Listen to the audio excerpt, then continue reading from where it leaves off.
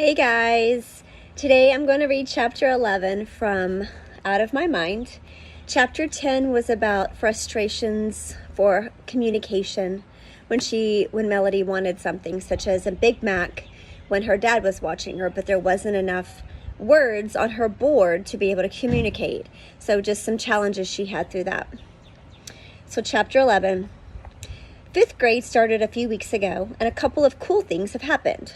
Well, I didn't get a gadget that makes Garfield-like speech bubbles over my head, but I did get an electric wheelchair, and our school began something called inclusion classes. I thought that was funny. I've never been included in anything, but these classes are supposed to give kids like me a chance to interact with what everybody else calls the normal students. What's normal? Duh.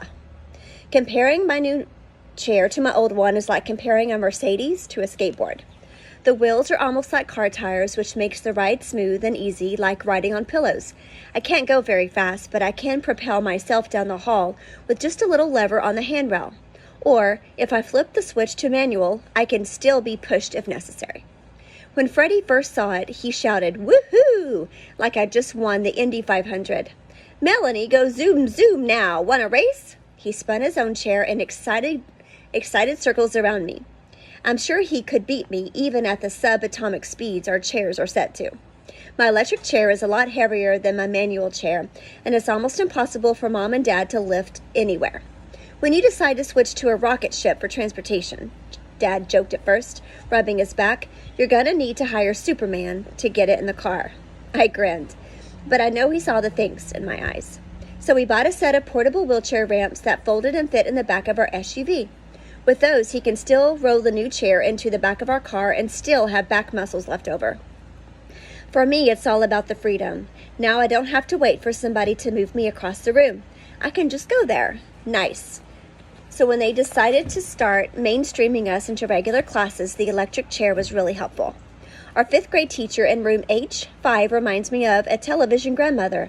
Mrs. Shannon is pudgy, wears lavender body lotion every single day, and I think she must be from the South because she talks with a real strong drawl. Somehow it makes everything she says seem more interesting.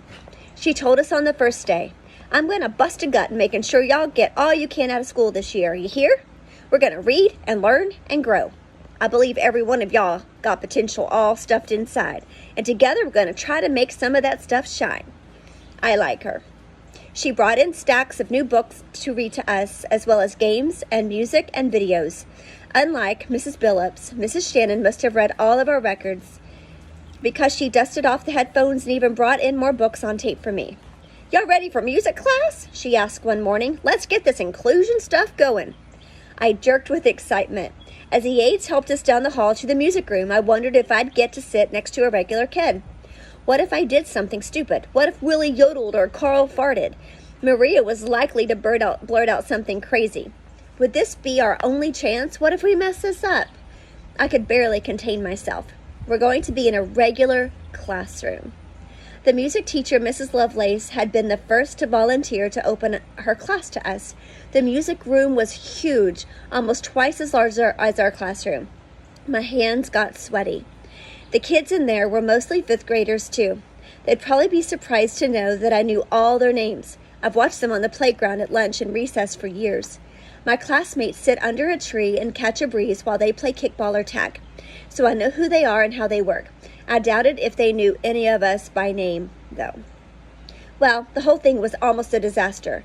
Willie, probably upset and scared about being in a new room, started yelping at the top of his lungs. Jill began to cry. She held tightly to the hand grips of her walker and refused to move past the doorways. I wanted to disappear. All of the normal children in the music class, I guess about 30 of them, turned to stare. Some of them laughed, others looked away, but one girl in the back row crossed her arms across her chest and scowled at her classmates who were acting up. 2 girls, Molly and Claire, everyone knew them because they were mean to almost everybody in the playground, mimicked Willie. They made sure they stayed just out of the teacher's line of sight, but I saw it, and so did Willie. "Hey, Claire," Molly said, twisting her arms above her head and bending her body so it looked crooked. "Look at me. I'm a retard." She laughed so hard, she snorted snot.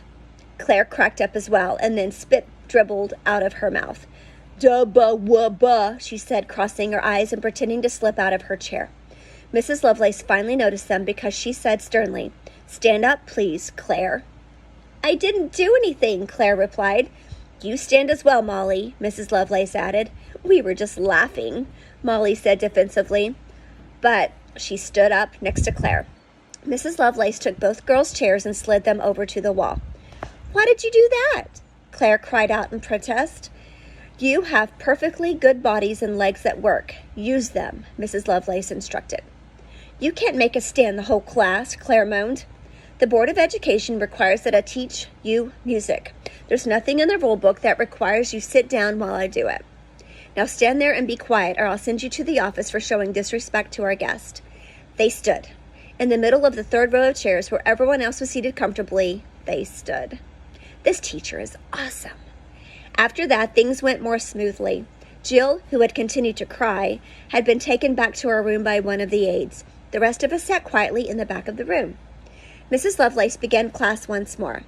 "I think we need a moment to gather ourselves, children." She sat down at her piano and began to play Moon River, and then she switched to the theme song from one of those new vampire movies. Oh yeah, she knew what we liked. When I started seeing the colors, I knew she was good. Forest green, lime green, emerald. I glanced over at Gloria. Instead of sitting all curled up like she usually did, her arms were outstretched like she was trying to catch the music and bring it to her. Her face was almost glowing. She began to sway with the music. When Mrs. Lovelace completely changed tempo and played the opening notes to "Take Me Out to the Ball Game," Willie clapped his hands wildly. Finally, the teacher started to play Boogie Woogie Bugle Boy. Dad would have loved it. Kids started to shimmy in their seats. Maria got up and started dancing. She clapped loudly, never quite on the beat, but a rhythm that was all her own. Mrs. Lovelace paused at the end of the song. "Music is powerful, my young friend," she said. "It can connect us to memories. It can influence our mood and our responses to problems we might face." She caught her eyes at Claire and Molly, who still stood in the empty places where their chairs had been. I wanted to tell Mrs. Lovelace I liked music too. I wanted to know if she'd ever heard the song Elvira, or if she would teach us how to make our own music. I tried to raise my hand, but she didn't notice me. It must have looked like just another one of those random movements that kids like me seem to make. But I had the feeling that Miss Lovelace was someone who'd take the time to figure me out. The teacher went on. "Before I continue with the lesson, let's make this a real inclusion experience. Perhaps our friends from room H5 would like to sit with the rest of us instead of being stuck in the back." Freddie heard that and took his chance. He put his chair into gear and zoomed to the front of that big room and shouted, "I'm Freddie. I like music. I go fast." The class laughed. I can tell the difference between people making fun of us and people being nice to us. Freddie could too, so he joined in the laughter. Mrs. Lovelace looked momentarily startled, then went over to Freddie, shook his hand, and welcomed him to the class. She sat him right there in the front, next to a boy named Rodney. Rodney gave Freddie a high five, and the two of them grinned at each other. Okay, I have to admit, I was jealous. Mrs. Lovelace asked an aide to bring Gloria down front, close to the piano. A girl named Elizabeth glanced at Gloria nervously, but she didn't move away when Gloria was wheeled next to her. Elizabeth's best friend is a girl named Jessica. At recess, they sit together near the fence and share granola bars. I've always wondered what they whisper about. I also notice that everything Elizabeth does, Jessica tries to outdo. Like, if Jessica beats her running to the fence, Jessica insists they run again so she can win too. Or, if Elizabeth gets a new book bag, Jessica will have a new one the next day. So when Elizabeth started talking to Gloria, who looked terrified, Jessica raised her hand and asked if one of the H5 kids could sit next to her.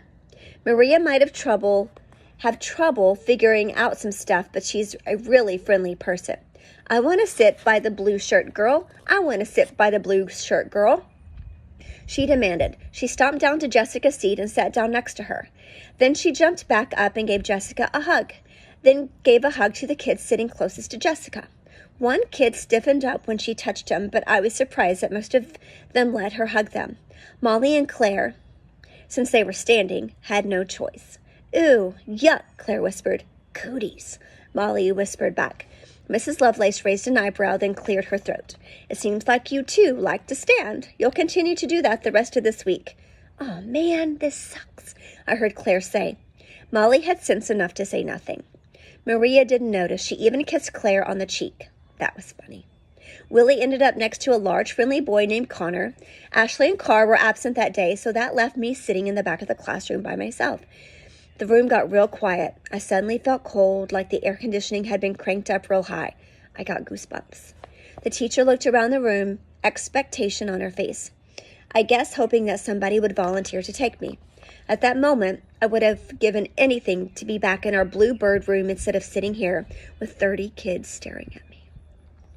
Finally, a girl got up out of her seat and walked over to my chair.